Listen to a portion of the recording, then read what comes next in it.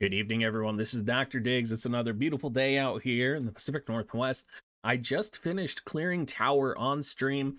You guys will get the full tower clear upload sent and uploaded on YouTube tomorrow, just in case you guys want to watch that.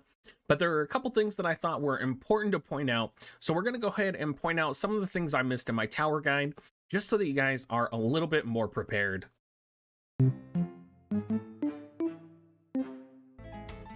Now, let's start off with the first floor. The first floor was pretty easy, I'm not gonna lie. We kind of transitioned quickly through it. The second floor was also pretty easy. One of the things I didn't realize is that the back three archers will not aggro you if you start picking off Engelbert and the healers.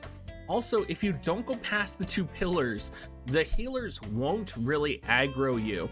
So the only thing you're really going to have to worry about is Engelbert and the archers on the side. So don't try and rush the sides or rush, in a different direction. Pull Engelbert forward, kill him, use some ranged attacks on the healers. You can whittle down the forces just a bit before you actually have to go in and engage the other archers.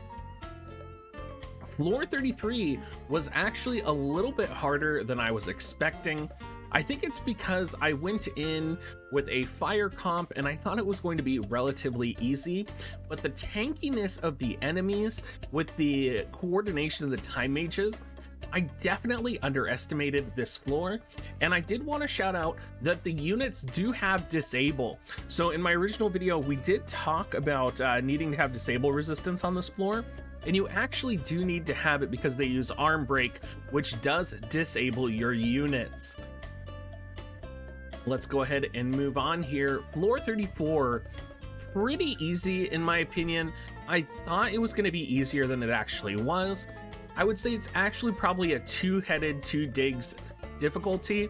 I think what made it difficult is that I had Howlett, I had Lucia, and I didn't really take it, I didn't realize the amount of damage that the jamming thrust would be doing from the enemies. And the giants also deal some damage as well. So if I were you, I would kind of commit to either the left or the right path with all your units, because they're going to be coming at you from both paths. So if you try to take on both paths at the same time, what's going to happen is you're going to get pincered and you're going to find yourself in trouble. The only reason I actually survived this floor was because I brought Ayaka with me, just because I was like, oh, maybe I'll need some healing. And lo and behold, I did need healing, and my Howlett and Lucia needed some crazy support. I actually lost Old Doa on this floor, and I was not planning on losing Old Doa quite as early into the run. The Leviathan Floor I knew was going to be difficult, but I did not realize how difficult it was going to be. I think it's pretty much required if you want to survive to bring a tank in, and we're not talking like a magic resistance tank. We're talking like full defense, popping sentinel. For me, I used Ravi's, and I actually had Ravi's do a lot of the tanking for me. My first party that I took in, I actually went an all Dragoon comp because I was like, oh, okay, I can kind of do this. I can do dragon dives and jump on the opponents, and my Dragoons are tanky enough to survive a couple hits. They were not tanky enough to survive a couple hits. They literally got their asses handed to them, and literally if I didn't bring a tank the next round, it would have been the same thing over again. I brought a tank, I brought Sid, I brought Schutzel, and I brought Nibbles and Frederica, and Frederica and Nibbles had high range on them, and so I was able just to start sniping units down, and I think Leviathan actually died in like 2 hits. So don't try and do like a melee approach. Really, I would just go in with tanks, making sure you have a tank, tanking the enemies, and take them down one at a time. These enemies are dangerous. Floor 36, super easy for me. Maybe that's just because I have an ice composition. If you have Rosa, put a killer bow on her. She spawns, because of the way Rosa works, she has a huge amount of initial AP as a ranger, and so she can literally just start sniping down the enemies like nobody's business. It's crazy how good she is on this map. Medina was also really powerful. This map was actually one of the maps I thought was going to be the hardest, and it actually turned out to be quite easy. Now, probably the biggest surprise for me was floor 37. I thought this was going to be a 2 two-headed digs difficulty. Sounded like it was going to be no problem. You would just throw in some sleep immunity units. Y'all, this is probably 4 or 5 stars. This was the hardest floor for me. This floor and the 39th floor were the hardest floors for me, because it turns out the Black Mage's sleep that they're casting is not the normal sleep. It's pretty much like, even if you have a unit who's quote-unquote sleep immune, you're not going to resist that sleep. Not only that, the enemies on this floor, the thieves that are on this floor, will start throwing Snipe Dagger and spamming confusion on your allies. So the next thing you know, all of your allies are going to be confused, sleeping, and it's just going to become a terrible nightmare, because then Skull comes forward and he's like, oh, let me just use my limit break and obliterate you. And oh my god, I lost 2 teams. Some units that I found really helpful. Warrior of Light saved my ass in full tank mode. So basically I positioned Warrior of Light to basically tank all of the physical damage dealers that were coming through. I had Mustadio behind him, pot-shotting from far range. And then I had Agrius tanking the mage room with Kilfey. And Kilfey and Agrius, holy Jesus, if I didn't have slash resistance and magic resistance on them, I would have lost this fight. So Agrius MVP here, watch out for this floor.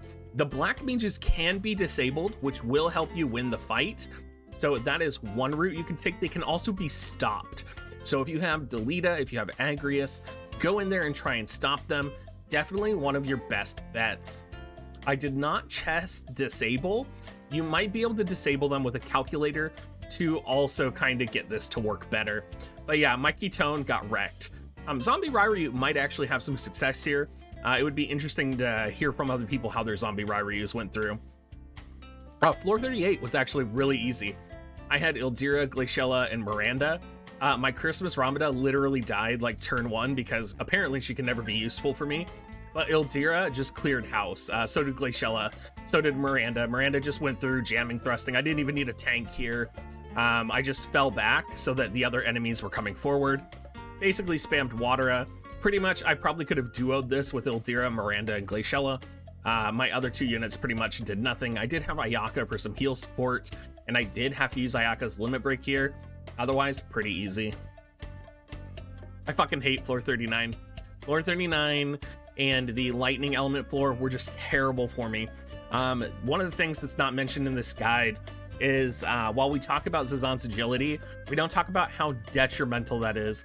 If you don't have Nibbles and Frederica to 2-shot Zidane in the opening parts of this match, you're screwed, dude. If any of those paladins get within range of you, they're going to be popping a Taunting Blade, which will deal upwards of 2,500 damage to any unit that it hits. It's a disaster, guys. Like, you need to have slash resistance on this map so bad. You need to have area resistance. If you don't kill Zazan, if you lose your Nibbles, if you lose your Frederica, it is going to be over for you. Take it slow, you know, knock out some of the turtles. I definitely found Dwayne or any tank with native enmity gain definitely to be really valuable here. And I utilized Dwayne as my primary method of actually clearing this map. But it took me about 2 tries before that of like 5 UR units dying to all of these units to learn this map.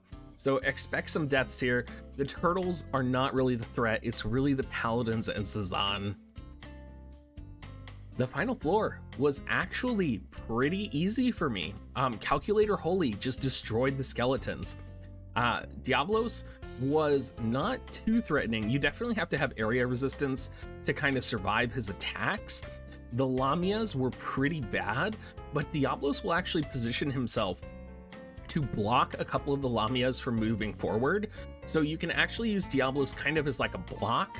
I'll show you. The Diablos actually like cock blocked the Lamias right here by standing right here.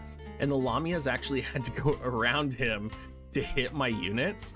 And that actually was just like, it let Ildira and Halloween Leela like just take pot shots. I didn't even take Sakura in on my first run because my goal was to just clear the skeletons the first round because I didn't know how difficult the final floor was going to be. It turned out being super easy with calculators. So make sure you guys check that out. I loved climbing tower. I thought this was a great, highly difficult experience for me. My goal was to clear it once through, kind of semi-blind, right? And yeah, we definitely did it, and it was hard, and I enjoyed it. So thank you so much for watching, guys. One of the other things that we're looking at is it's looking like you have to play through and get back to floor 35-ish in order to get enough ore to max out the light ring. So make sure you're aware of that. As always, if you do want to support me, make sure y'all use my affiliate link, dig.gs/coins, or you can go to dig.gs/offer as well. And as always, everyone, have a great rest of your day.